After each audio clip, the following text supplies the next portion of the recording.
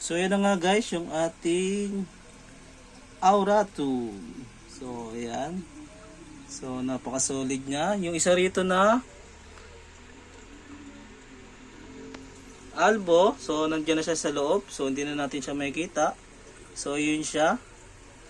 Then ito naman yung ating isang Albo. So ayaw niya pang gumalaw. Gusto niya lang dito sa labas. So kaya solid na yan. Then ito yung ating OBT.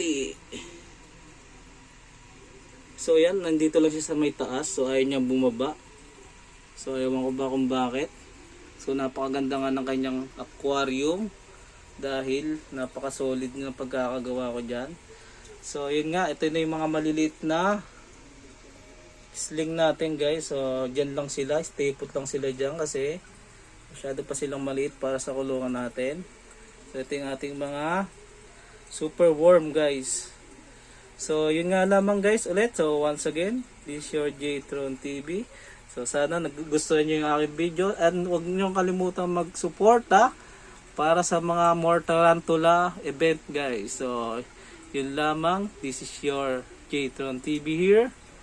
So paki-subscribe naman para sa isang maliit na suporta yan guys. So sa simpleng subscribe mo guys, so malaking tulong na po yun sa ating maliit na channel guys. So yun nga, tatakpan na natin yan guys. Baka tayo makawala pa yung mga yan eh. So yun lamang, peace out.